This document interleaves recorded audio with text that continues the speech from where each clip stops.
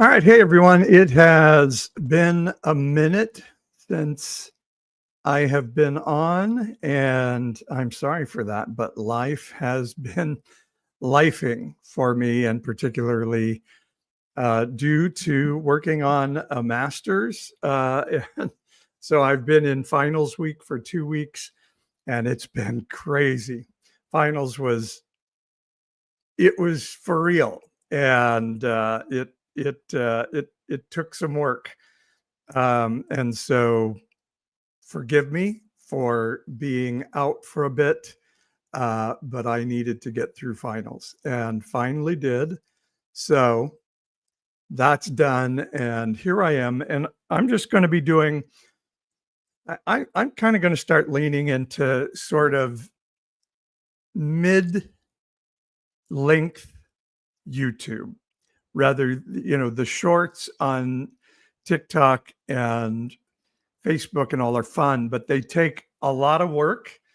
And all of these platforms are now, you know, ode to Trump sites, and they're not letting a lot of my stuff get out. There are still other progressives doing an amazing job with shorts, and April LaJoy, my buddy, and others. But mine just don't, no matter what I do. So I'm going to put my time more into a little bit of sort of middle length stuff, and some blogging and writing and things. And so that's kind of where I am. And hi, Alex from Brisbane, Australia. And that's where my time is going to go a little bit now. And so today I'm going to talk a little bit about a blog I have coming up, getting released on the Choir blog site that's going to be opening up soon. Then I'll let TikTok join us, and we'll just do some chatting about some current events going on. But I have written a new blog that I'll be putting out shortly. But important on this, I should say, make sure to follow me on the Evangelicalish YouTube channel, because that's where I'm going to be dropping a lot of stuff these days. So this blog is called "The Ethics of Deportation and War: Decisions That Must Be Made Ahead of Fear and Propaganda." And the story is, with Kilmar Abrego Garcia, we're talking about, hi, Laura, thanks for joining us. We're talking about, is Kilmar a terrorist, a gang member, or father of the year, as the straw man thrown out? It actually doesn't matter at all in the eyes of the law if he's any of those things. And it shouldn't matter in the eyes of an ethical person. Every human being in America legally has a right to due process, and every human being in America, to an ethical person, has the right to be seen as a human being, no matter who they are or what they've done. And I know that is difficult at times. And that's why the decision of ethics and morals have to be made way before we're ever confronted with an ethical quandary or with propaganda to try to drive us to fear that makes us choose self-preservation over the command to love one's to love ourselves over loving our neighbor as ourselves. And here's how this works. I live 5 blocks from a place where America's ethics got lost in a fearful moment, and American citizens were interred at this place 5 blocks from my house. Now, interred is a gentle way of saying America gave them an hour to pack as much as they could in a knapsack, and then we whisked them off to a concentration camp far from their home, complete with armed American soldiers guarding them with fences with barbed wire on it. So that's not interred, that's putting them in a concentration camp, guarded by American soldiers, while many of them had children who were fighting in the American army in World War II. That's how crazy we were at this moment to make this. And I I once spoke about this at a Christian men's group, and don't even get me started on single gender Christian groups. We could go on forever. But I was speaking at this Christian men group and was sharing how horrific and anti-human and anti-Christ this act was.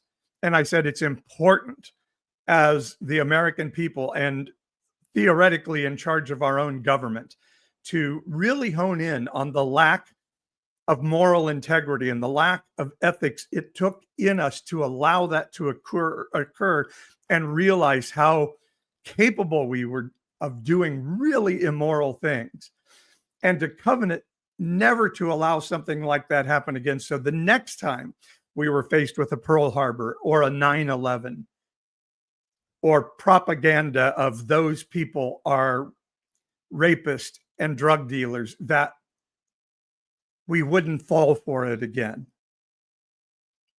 And I noted in that talk that our need to get even with someone of brown skin after 9/11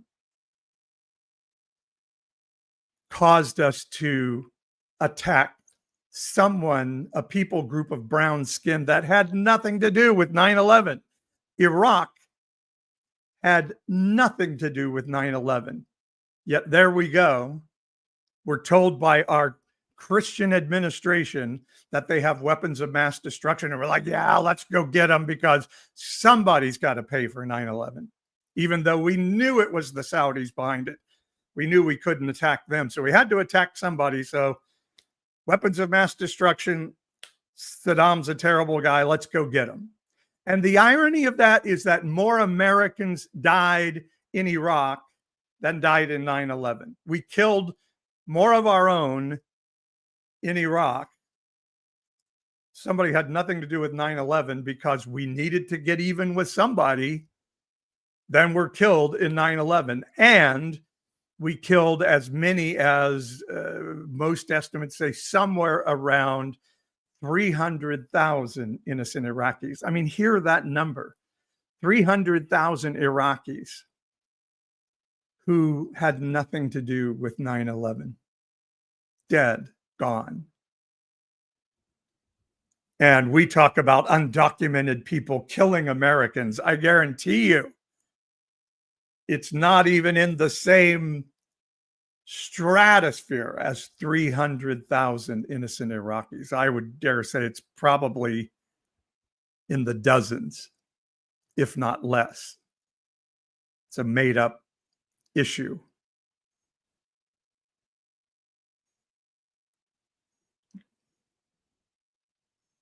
So after I made this talk at this men's group, one of our elder statesmen of the local evangelical community came up and congratulated me on a great speech. And look out whenever a boomer evangelical congratulates you on something, because you're in for it. And he told me, you understand, young man, after Pearl Harbor, we were afraid and we needed to do something. And God would want us to protect our family and our homeland.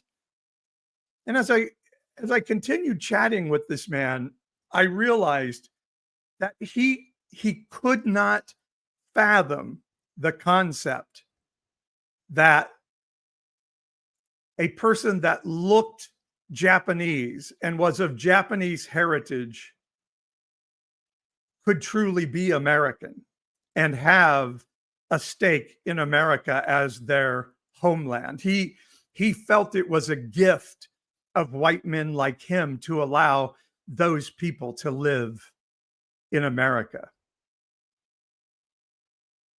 I kept reminding him, those we put in those prison camps were American citizens. They were his family by every definition of the love your neighbor as yourself commandment.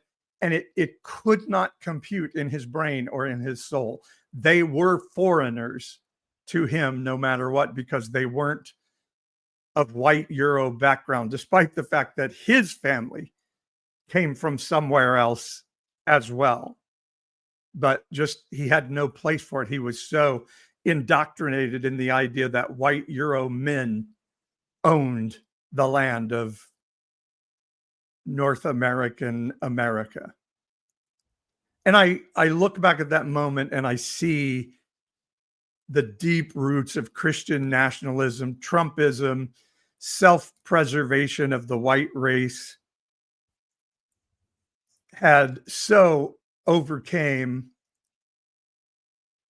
the biblical commands of seeking justice for the poor, the foreigner, the outcast, the marginalized, the widow / economically disadvantaged, that all was in place long before Donald Trump came down the golden escalator. I mean, so approve of a Muslim travel ban? Of course, American Christians would do that because they're not us. They have the wrong skin color. They have the wrong race, right? They have the wrong religion. And for this white American man, that includes Hindus and Sikhs. They're all the same thing, right? Hindus, Sikhs, Muslims, he had no ability. He was too lazy or didn't care enough to know that Hindus, Sikhs, and Muslims were not all the same thing. All he knew, they were non-American religions and non-American people, and that's all that mattered. Laughing along with Trump and his administration as they hung out with this vicious dictator from El Salvador and laughed about obfuscating the reason Kilmar was never coming back from El Salvador. Of course, American Christians would laugh along with that. He's an MS-13. It's a given, right? And we're putting one over on the liberals. We're owning the libs with this. Of course, we'll laugh about that at the coffee clatch on Sunday while we're getting ready for our next indoctrination teaching at the American Christian Church. But let me try this. And thank you guys for the nice comments coming in. Yeah, keep sharing and share this with others. Make sure you follow and hit that notification bell on the Evangelicalish YouTube channel, because I want to try to do this 3 times a week. Let's imagine how these ethics have to be determined and how the fact that Christianity doesn't have them are demonstrated in the Hebrew tale of Jonah. Now, most people like to focus on the idea of the big fish swallowing a man and that part of the story. And so they miss what the true message of the story is and what the story is trying to encourage readers to grasp. Like most American Christians, Jonah was a religious, racial nationalist. The Ninevites were a people group with which his people had been warring for a long time. And Jonah felt justified to believe that his people deserved to want bad things to happen to the Ninevites. Jonah's people had experienced violence from the Ninevites for a long time. And so he believed he had every right to hate them and to want God to punish them so that his country could be made great again. So when God, in the story of Jonah, asked Jonah to go preach to the Ninevites, he said, I'm not going to go preach to people who are of a different skin color, who are of a different religion to me that I've been told are bad people. I want to hate them, God, and I want you to hate them too. And so Jonah went in the absolute opposite direction. Just like American Christians want God to punish illegals through our guy, Donald Trump, Jonah was like, I don't want these people to be saved. And I know for a fact, if I go to Nineveh, it's because God loves these people, and I don't want God to love these people. They don't deserve to be loved because they're not of my superior race, my superior religion, my superior nationality. Jonah was a Christian nationalist before there was such a thing as Christianity or a Christian nationalist, but he was a MAGA. He was a Make Israel Great Again guy. So he went in the opposite direction, and that's where the big fish comes in the tail and grabs him and takes him back in the right direction. And sure enough, Jonah was right.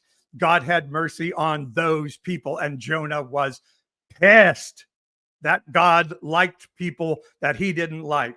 Jonah was a religious nationalist who hated people that weren't like him, that weren't of the same race, that weren't of the same nationality, that weren't of the same religion. And he wanted God to blow up these people that he didn't like.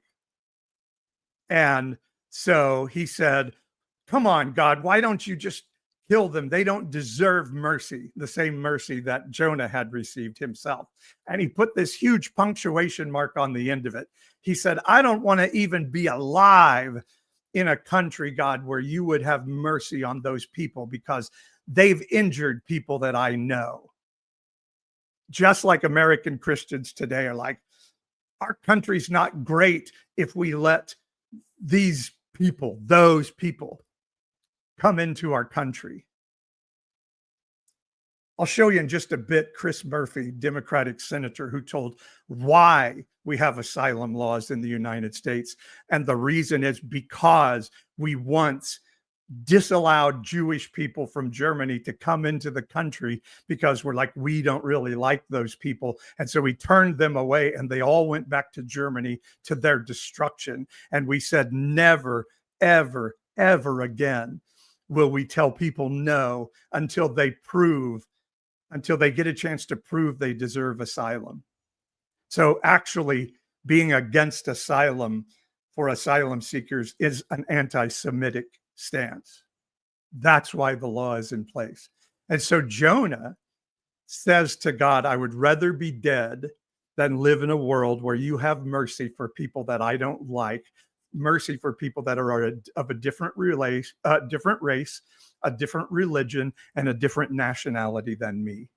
I want you to destroy my enemies and make my country great again.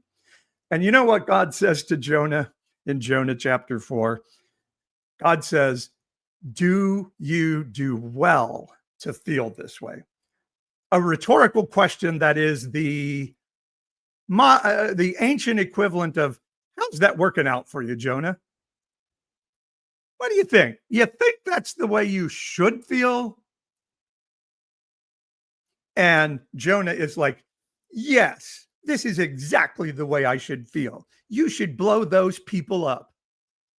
They don't deserve to live because they're stopping us from making Israel great again. And if Israel isn't great, your favorite country on earth, then God's plan cannot be existent on earth. Just like American Christians would say today, God's plan can't exist on earth if American Christianity isn't in charge of America to make America great again. It's the most hypocritical, screwed up view of the divine spirit of heaven and love of the world and love of humanity that you can have. And it's just massive indoctrination being in place. And so then in this story of Jonah, we see this idea that like this plant miraculously grows and Jonah sits under it because it gives him shade. And so he's sitting under the shade and he's like praying, like still maybe God's going to kill these people of another race, another religion, and another nationality that I don't like so that he can make Israel great again. And he's just hoping against hope. And instead, very funny part of the story, God brings a worm that kills the plant. And so Jonah no longer has shade. And Jonah is pissed. He's like, God, I want you to kill these people, not my plant. And he's just spitting mad at God. And God comes to him again and says, how's that working out for you? You want me to save this plant and you're pissed at me for killing it when you had nothing to do with creating the plant. But you want me to kill these 120,000 people and their livestock. In essence, he says, you want me to kill these 120,000 people and wipe out their livelihood when I created them.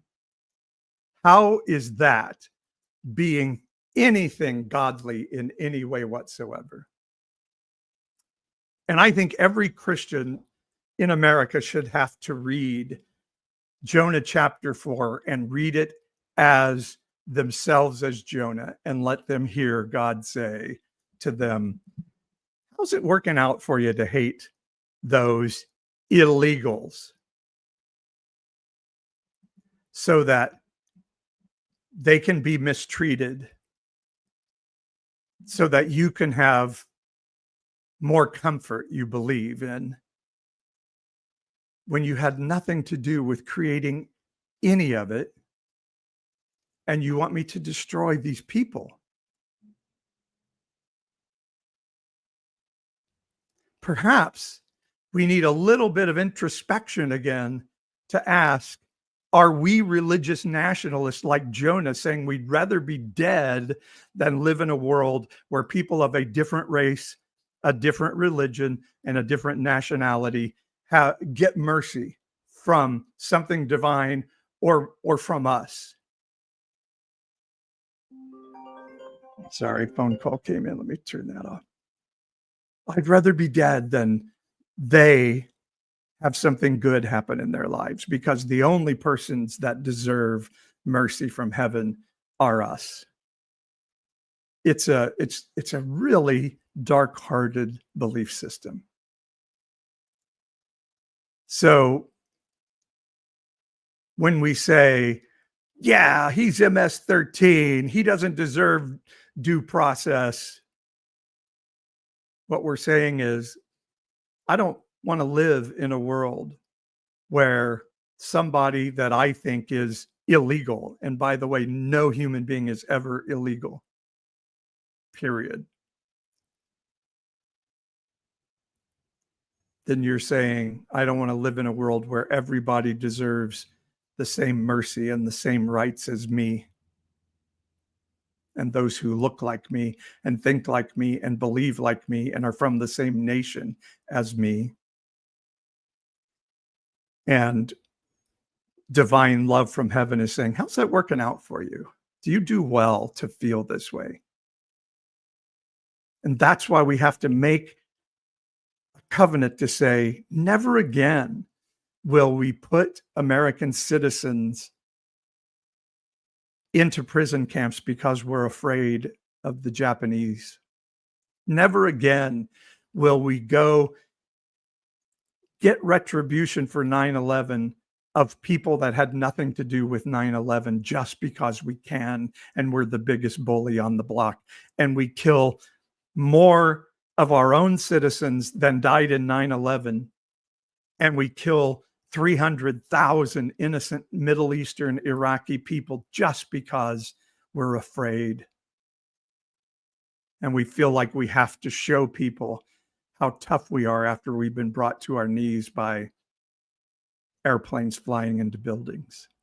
We have to make those decisions now and covenant that no amount of propaganda, no amount of a con man being in the White House, no amount of fear will make us again say we will be manipulated into doing something that's wrong, like sending people who may or may not be innocent. I don't even freaking know. And I honestly don't care if they're innocent or not. I want them to be able to be taken in front of a judge and have the federal government prove that they're wrong, that they're not innocent. And if they're not innocent, then we put them in jail. We do what the law says we do with them. I'm not saying set everybody free. I'm saying I don't trust the federal government ever, and particularly a Trump administration who's working on manipulative fear to be able to say, we get to do this without the process that's set up by the Constitution. And I don't trust an American people who have given up their ethical and moral integrity. And you can argue Biden, Trump, like I see people doing in the comments. I don't care who is in charge of the government. The government never gets to say, we're putting a person in prison because they're this, that, or the other thing without going through the legal process.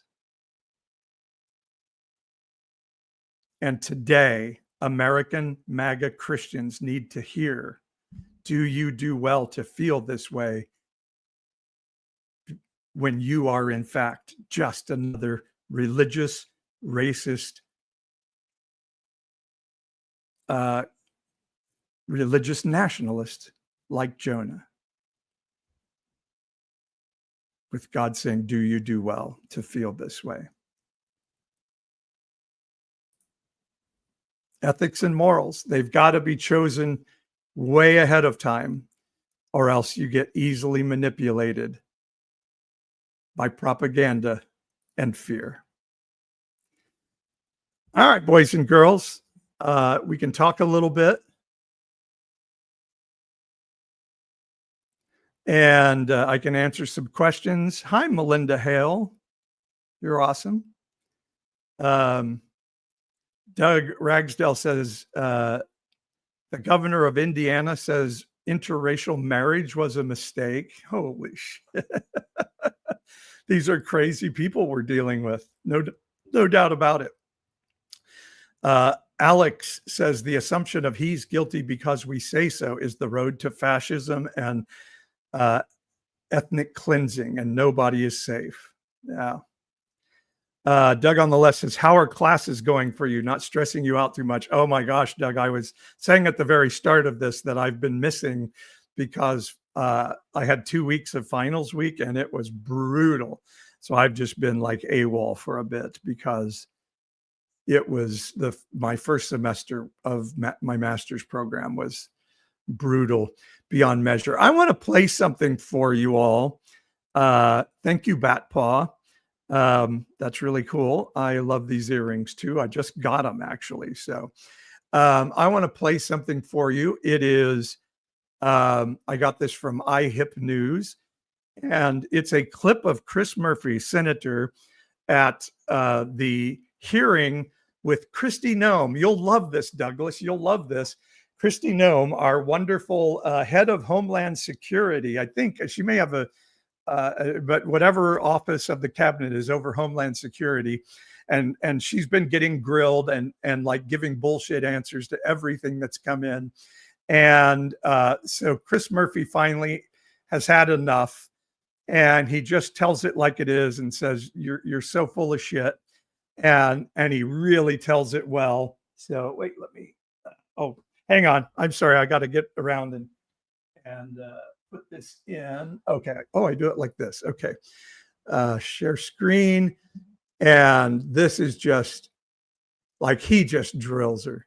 He just drills her. So you won't be able to see this on TikTok, but you'll be able to hear it. And okay, share audio.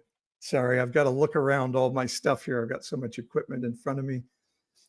You'll just be able to hear it on TikTok, but you'll be able to see it on all the other platforms we're on. So this is Senator Chris Murphy in a committee hearing talking to Kristi Noem, the former governor, totally unqualified to be in her position on the cabinet, and getting absolutely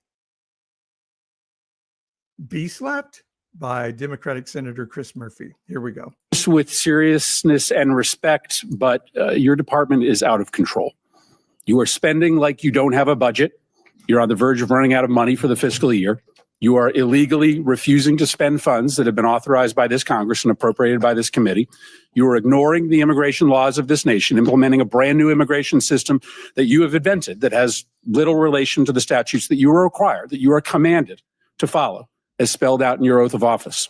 You are routinely violating the rights of immigrants who may not be citizens, but whether you like it or not, they have constitutional and statutory rights when they reside in the United States. Your agency acts as if laws don't matter, as if the election gave you some mandate to violate the Constitution and the laws passed by this Congress. It did not give you that mandate. You act as if your disagreement with the law, or even the public's disagreement with the law, is relevant and gives you the ability to create your own law. It does not give you that ability. God, that's such a great point. Sorry to interrupt, but that is such a great point. It doesn't matter if you won by the biggest margin in history or the smallest. You still don't have any kind of mandate to violate the law. It doesn't matter if your issue is the most popular or the least popular. You still have to follow the law, the fucking law, period. I just love that. It doesn't matter if people are clamoring for us to mistreat anyone. John Adams, who ended up being the second president of the United States, defended British soldiers who killed a bunch of revolutionaries before the Revolutionary War. It made people very angry at him. but he said, I still want to live in a land of laws because laws matter. And MAGA people say laws matter and the Constitution matters until it comes up against something they want to happen. The hypocrisy of this is so crazy because the truth is Kristi Noem doesn't give a shit about laws. She just wants power. And power, she knows, is attaching her wagon to this terrible person in the White House. And so Chris Murphy is laying this out so well. Let's start with your spending. You are on track to trigger the Anti-Deficiency Act. That means you are going to spend more money than you've been allocated by Congress. This is a rare occurrence and it is wildly illegal. Your agency will be broke by July, over 2 months before the end of the fiscal year. You may not think that Congress has provided enough money to ICE, but the Constitution and the federal law does not allow you to spend more money than you have been given or to invent money. And this obsession with spending at the border, as the chairwoman mentioned, has left the country unprotected elsewhere. The security threats to the United States are higher, not lower, than when before Trump came to office. Listen to that. Security threats to America are higher now with Trump in office than they were before Trump came into office. He'll continue and explain. On the border, you have illegally gutted spending for cybersecurity. As we speak, Russian and Chinese hackers are having a field day attacking our nation. You've withdrawn funds for disaster prevention. Storms are going to kill more people in this country because of your illegal withholding of these funds. Your myopia about the border, fueled by President Trump's prejudice against people who speak a different language, has shattered many of this country's most important defenses. A different language, i.e., like Jonah, a different race, skin color, religion, nationality. I acknowledge that you don't believe that people should be able to apply for asylum, but you don't get to choose that. The White House doesn't get to choose that. The law requires you to process people who are showing up at the border and who claim asylum. Why? Because our asylum law is a... Okay, listen to this. Why do we have an asylum law? MAGA people on TikTok, MAGA people on YouTube, MAGA people on Facebook, MAGA people on Instagram. Listen to this. Why do we have an asylum laws? MAGA people who are claiming your support of Trump's hatred of colleges is because of anti-Semitism. Listen to this. Why do we have asylum laws? Bipartisan commitment, an effort to correct for our nation's unconscionable decision to deny entry to Jews to this country who were being hunted and killed by the Nazis. Our nation, Republicans and Democrats, wrote it into law that we would not repeat that horror ever again. And thus we would allow for people who were fleeing terror and torture to come here, arrive at the border, and make a case for asylum. Okay, I play this. Okay. So we bring asylum seekers to America and allow them to make a case for asylum because we fucked it up at the end of World War II. And Donald Trump wants to have big celebrations for how we won World War II. But we never acknowledge, because we don't fucking ever teach real history anymore, that we had a big chunk of America that wanted to be on the side of Germany and believed Hitler was right and that democracy wasn't working and we needed fascism to really make it all work. And when a bunch of Jewish people showed up at our beaches and said, hey, Hitler wants to kill us all, there was enough anti-Semitism in America. Charles Lindbergh, Henry Ford, very wealthy people who thought they're the problem, that we sent this group of Jewish people back to Germany to their death. And a bipartisan, almost unanimous movement said, we will never do that again. We will never send people back to be destroyed by the evils of racism and fascism and authoritarianism in their own country. Any asylum seeker that shows up to our borders, we will give them a fucking chance to tell their story, and then we'll decide, do they get to stay or not? Because that's how we all showed up here, except for the people who have the most right to the land here, and that's the people who lived here when we showed up and were the most generous to their own demise of allowing us to be asylum seekers in the land. And I am so done with white Christian people saying they didn't show up here with due process. They don't deserve due process. I say, fuck you to that. And I don't care if TikTok does ban me from Alive for that. Fuck off. To say that, you have to be so dark-hearted and so ignorant of history that you don't deserve my respect for having said that.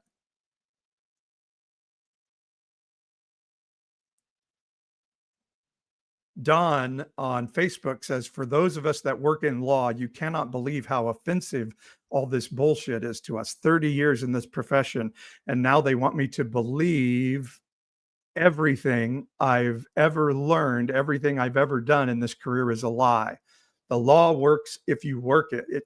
It can't help that it's slow. It's a good point, Don. It's actually made to work slowly so we don't screw it up. But it does work if you work it. Well, Trump's too lazy and dumb to work anything, right? It does work, and it does come to the conclusion it's supposed to. The law never fails when it's practiced properly. Yeah, unfortunately, we have a lot of racial bias mixed in with it sometimes. But today I learned that they want us now to get rid of habeas corpus. Holy shit. Doug says, and we're not even bringing up that the Nazis came here to study bigoted laws and how to implement them. Good point. Doug says, righteous anger there, Paul. Tip the hat to that. Thank you, guys.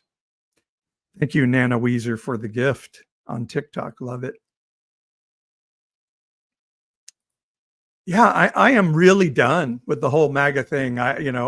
And everybody like, oh, we have to build bridges. We have to have discussion. I don't see how you can have discussion with someone who refuses to do the work to learn why we have asylum laws. Why is due process important? Like, saying it's okay for the federal government not to use due process is putting you in danger. I'm not fighting for the rights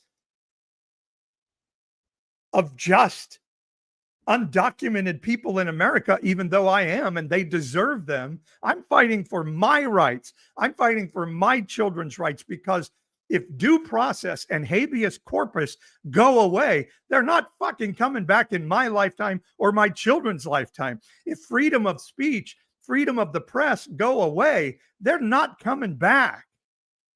These are hard-won rights that dumb, lazy leaders hate because it makes them work to implement bad practices.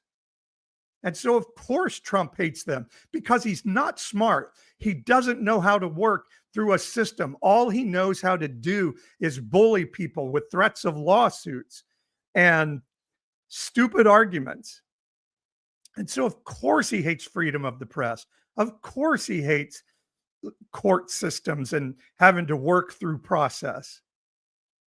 Of course, he hates the process by which laws are passed, because they all cause him to have to work, and he doesn't want to work. His daddy taught him you just lie and double down on your lies. And when you're caught in the dumbest of dumb lies, you double down on the dumbest of dumb lies with even dumber dumb lies. And when you have millions and millions and hundreds of millions of dollars, you get away with it.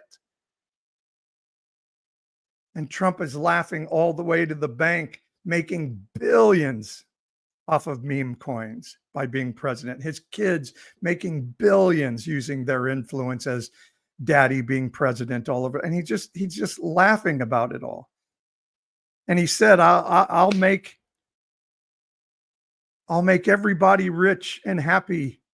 And now he's saying, instead of $30, you get two, and those $2 are going to cost more. And the same people who are like, yeah, Biden made it expensive and Trump's going to fix it, are now like, no, this is how you fix things, by making it more expensive. And you just go, good God, people, when did you become this gullible? And I used to talk to people from around the world, and they would say, Americans are so stupid. And I'm like, no, we're not. And now I can only say, you're right. We are so myopic. I saw somebody the other day, like, if you're in America, speak English. And I'm like, you're proud of the fact that we so devalue thinking and learning and growing that we don't learn second languages or value our children learning Spanish or Chinese so that we can be active in communicating with the rest of the world. You think that makes us smart and cool and powerful? No wonder the Chinese are saying, dude, we know how to suffer. You don't know how to suffer. And they're 100% right.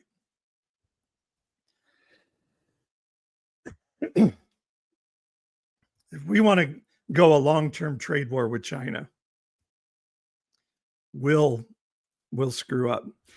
Eyes Wide Open says you can move to China any day.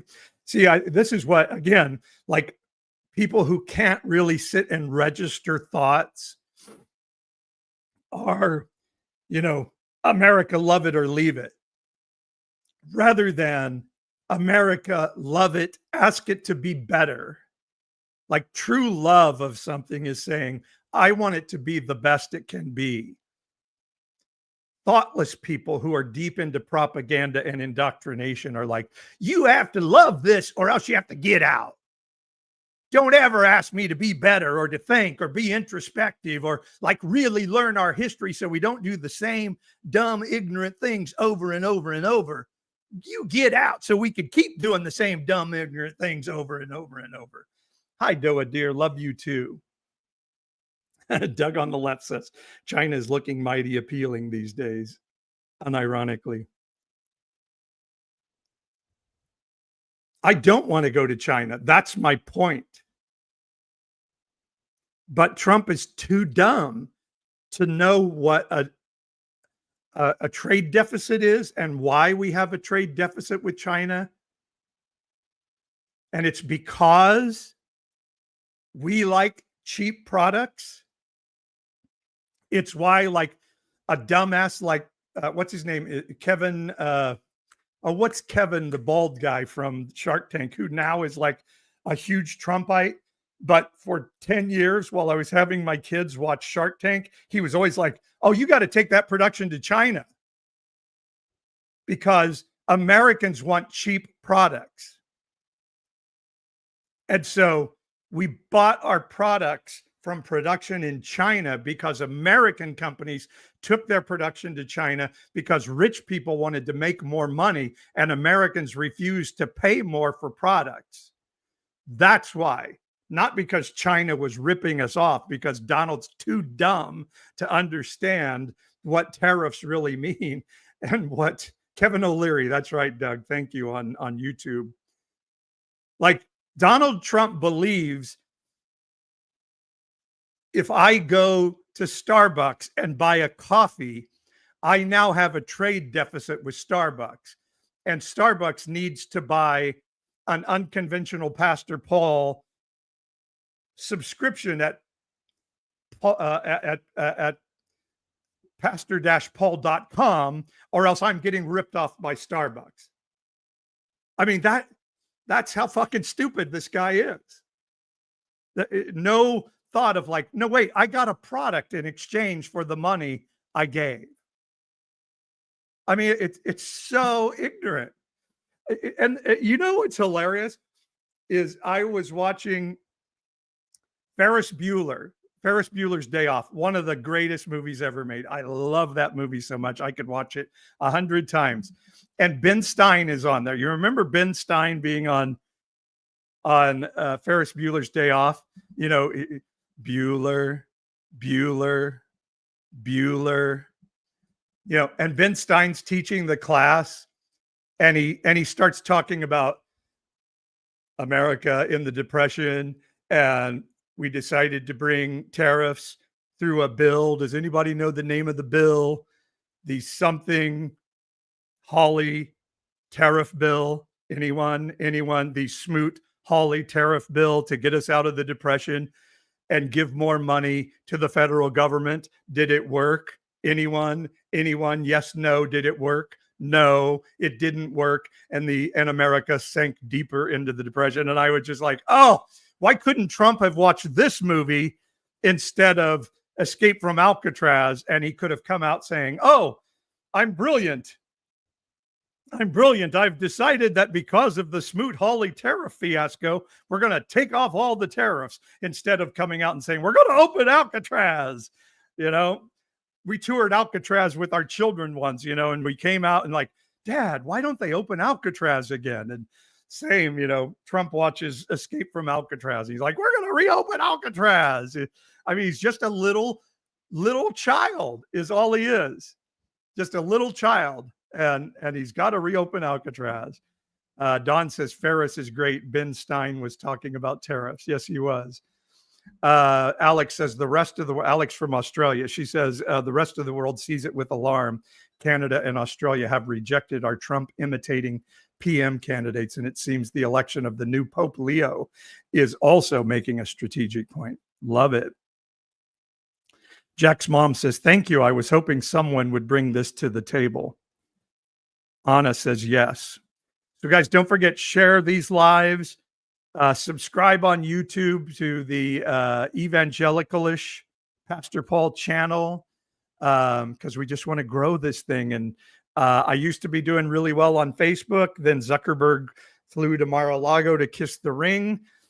TikTok is trying to survive, so they're screwing my channel.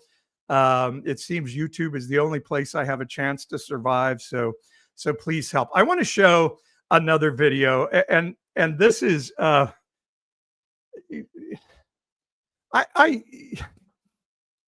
don't know what to say. To watch Fox, you definitely have to put your brain in your back pocket and just soak it in. It's hard for me to believe people watch this thing sometimes. But so here's Elon Musk having a discussion with Jesse Waters. And I don't like to give Jesse Waters pub, because you talk about a douchebag. This guy, like, if you look up douchebag in the dictionary, this is the guy. His picture will be there. But this is Elon Musk talking about why the federal government needs to keep giving him hundreds and hundreds and hundreds and hundreds and hundreds of thousands of dollars for SpaceX, because he is going to save the world, and he's going to explain what he's saving the world from through SpaceX. And to a thinking person, a normal person, it's the answer is going to stun you. To a right-wing person, you're going to be like, yeah, that Elon is brilliant, as Jesse Waters does. Here, and again, TikTok, you're not going to be able to see it, but you'll hear it, and everybody else, you're going to be able to see Elon saves the world. Okay, let me hit share here, and here we go. Why are we going to Mars? Well, we're definitely, this is a change of subject, but we're going. It's not about going to Mars to visit once, but it is to make life multiplanetary, so that we can expand the scope and scale of consciousness to better understand the nature of the universe, and to ensure the long-term survival of civilization in the hopefully unlikely event that something terrible happens to Earth, that there is a continuance of consciousness on. Okay, so Elon Muskie, who has been saving hundreds and hundreds of thousands of dollars without ever cutting anything that has anything to do with any of his government contracts that have made him a multi-billionaire, hundreds of billions of heir, needs money from the government to go to Mars in case the unlikely thing happens that Earth is no longer inhabitable. So he's going to now tell us what could happen to make Earth uninhabitable. Listen to this. On Mars.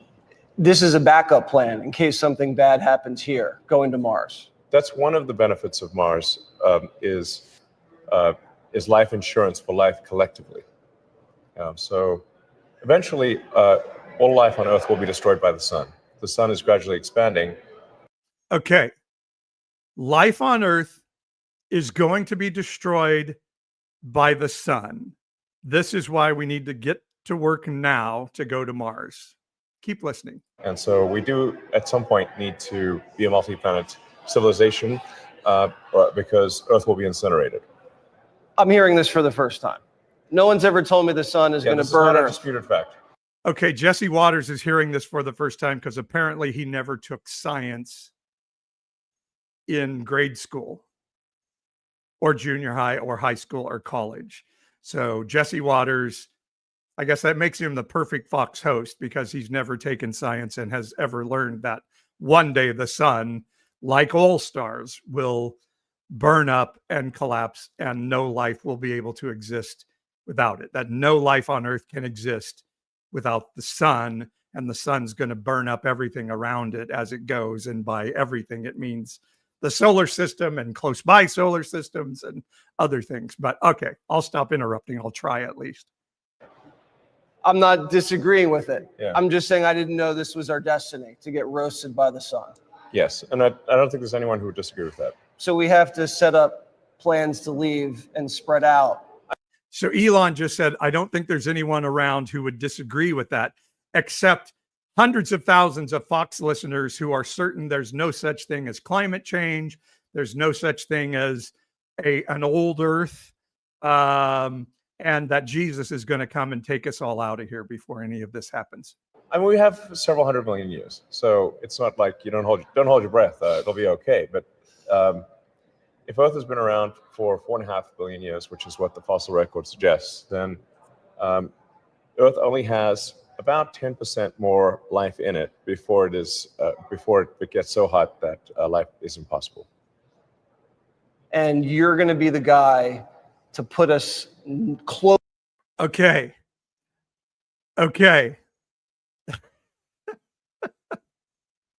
So Elon says we have several 100 million years. So he needs a lot of money from the federal government to get us to Mars. And he says the Earth is billions of years old, which I know a huge portion of the Fox viewing audience completely disagrees with because they believe the Earth is only 6,000 years old. And Jesse stops and moves to something different because he knows a subject has just been breached that the Fox News audience completely disagrees with. But Elon has got to get money from the federal government to save us from something that's going to happen several 100 million years from now to get us to Mars. But he is totally against doing anything that would save our planet from climate change, because that won't go into his pocket. Got it. Now, let me ask you to think about, and we'll get to it in a minute. If Earth is destroyed by a burned out sun, why is going to Mars to survive it problematic? Think about it. Closer to where we need to be to get to Mars.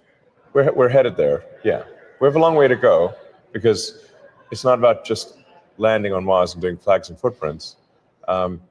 It's about creating a self-sustaining city on Mars. With the fundamental fork in the road of destiny being that Mars is sufficiently self-sustaining and can grow by itself if the resupply ships from Earth stop coming for any reason, whether that is because civilization died with a bang or a whimper, but if the resupply ships are necessary for Mars to survive, then we have not created life insurance. We've not created life insurance for life collectively. So that's the key point in the future, where destiny of life as we know it will forever be affected. Okay.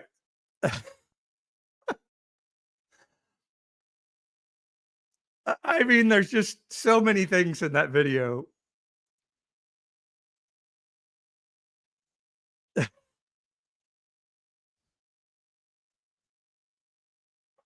I don't.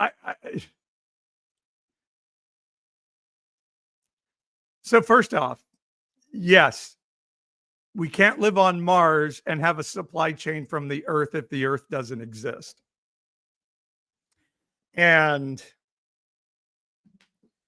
But if the sun blows up and kills all life on Earth, Mars is going to be destroyed too. Now, maybe Elon is talking about going to Mars so we can then learn to go to Jupiter, so we can then learn to go to Uranus, so then, and beyond.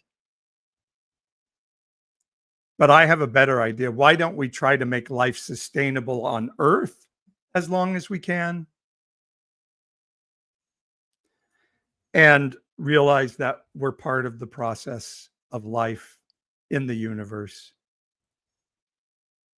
Yeah, as Doug is saying on Doug on the left is saying on YouTube, Elon said he was going to end world hunger. And he was given a number and he didn't end world hunger. He wanted to kill the bullet train that we're trying to build out here in the United States. The United States being the only wealthy, civilized country in the world that doesn't have high-speed rail. And he said he was going to build these hydro, I don't know, I can't remember what they were called. Hydro, like if you're old enough like me to remember when you went to the bank and they would put the little thing in the chute and it would shoot it up. He was going to put people into those and travel us around the country in those little air hydroponic things or whatever they're called. Hyperloop, is that it, Doug? Yeah. And so, Republicans who were the originators and were for high-speed rail in California when Arnold Schwarzenegger was governor of our state, immediately turned against it for some reason when Barack Obama became president and he put stimulus funds toward it. We don't know why. They just, and one of our local congressmen told my spouse, I don't want the effing Obama train going through my district. Huh, interesting. He said a lot of things that he's never done, but he's been given a lot of money for them. He said he had a 100% autonomous car, and it took governments around the world to say, you don't have a fully autonomous car, you lying bastard.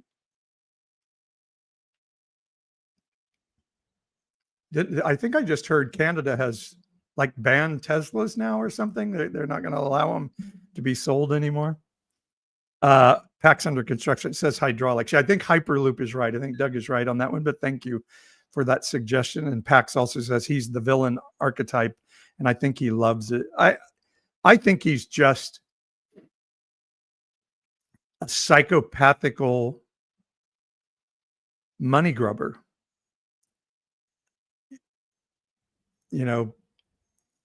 Guy says, yep, they've banned Teslas in Canada. I love it.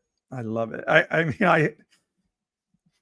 My daughter sang the national anthem at her graduation. We were just in New Jersey. And by the way, New Jerseyans, I don't know about Southern New Jersey. I know Southern Jersey is like a very different place than Northern New Jersey, but Northern New Jersey is way underrated. You know, you always hear jokes about it from New Yorkers.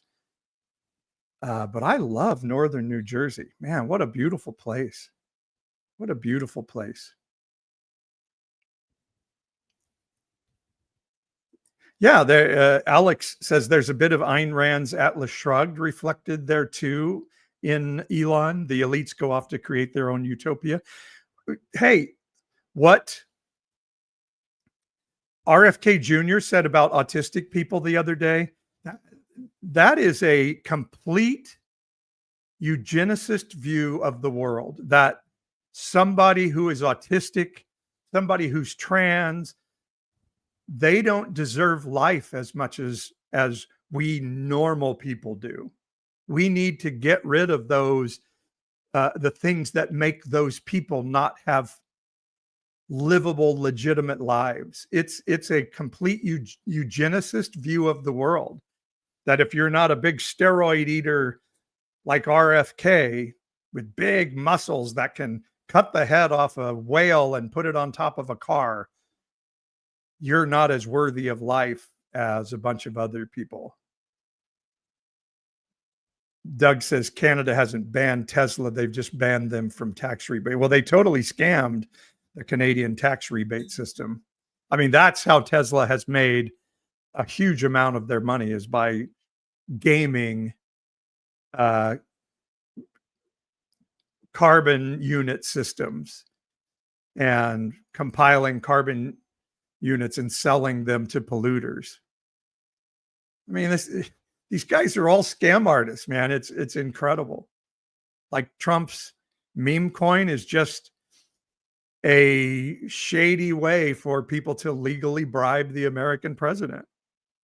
It's incredible. By the way, I just love White P, which I believe stands for white supremacist. He's saying your 5 o'clock shadow is creeping in, ma'am. So many adult males are just little children in big meat sacks, and they can't handle, they're enslaved to societal and religious pressure, and they get so angry when anybody else is not enslaved to the same system that they're enslaved to. And so they have to make like little playground jokes about it. Before I get finished with Elon and finished with this whole live, I have one more video I want to show. And there are few people that make me throw up in my mouth more in the world than Steve Bannon. But sometimes out of the mouths of sicko, wacko people, truth comes. And I just, I am completely baffled by the inability of red hat wearers to be able to look at what Doge is doing and say, I don't need anybody to really sift through the lies and say, oh, they're not finding any waste, fraud, and abuse. If they were, Pam Bondi, or as Laura Loomer, I found out, calls her Pam Blondie, which I love when families are fighting internally. Love it. Laura Loomer is going to try to get Pam Blondie fired. By the way, Pam Blondie, one of the people who let Epstein go when he was found to have done really bad things to children in Palm Beach, Florida. And her boss at that time, I can't remember his name, but he was in the first Trump administration, which shows how tight Jeffrey Epstein and Donald Trump were. If you're wondering why the Epstein files have not been released yet, just look at how tight Epstein and Trump and people around Trump were. There's a reason when Ghislaine Maxwell, the pimp for Jeffrey Epstein, went to her trial and Trump said, oh, I wish her well. She's a very nice person. There's a reason Trump said that. And part of it is her dad was a very shady character that perhaps was in the spy rings of Israel, if not very closely aligned with them. And if you said bad things about his daughter, you could end up with some cement galoshes. There's a reason those Epstein files. If you ever see the video of them asking, hey, Trump, are you going, if you're president again, are you going to release the JFK files? Yes. Are you going to release the 9/11 files? Yes. Are you going to release the Jeffrey Epstein files? Yes. But the Epstein files, we're going to have to redact some because, those, there's some good people in there who the deep state has, unbelievable. And MAGA people just buy all of that shit because we've just given up our right to think. But Steve Bannon telling people why Doge is the biggest scam you've ever heard or seen. And it pains me to have to go to Steve Bannon for truth, but maybe this will help some of you gullible Magites and red hatters hear some truth. So the day of reckoning's here, folks. The simple math is, unless you raise the taxes at the upper bracket, the math doesn't work. The math ain't that great with doing that, but that's kind of a starter. And so anybody wants to show me come back with some math, and what they're going to say is like what Elon said was going to be a 5% growth rate. Well, Elon said a lot of stuff, then none of it's turned out to be accurate. Like, where's my 2 trillion in cuts? Where's my 1 trillion in cuts? Where's my 150 billion in cuts? Just show me any cut. That's not programmatic, because the programmatic were being done by other people. Show me waste, fraud, and abuse.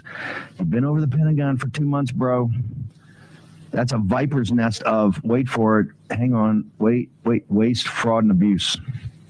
I got nothing. You're going to have to cut the defense budget. All these fantasies. People run around and get fantasies. They're fantasizing now. The global bond market gets a vote here.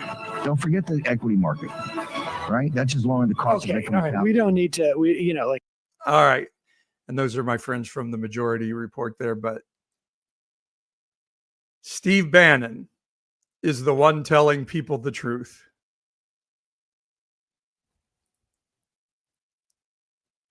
Thanks to Adir for showing up. Yeah, I'm going to wrap it up here, but that Doge is a big old fat fucking lie. They found almost no waste, fraud, and abuse when you put it in the context of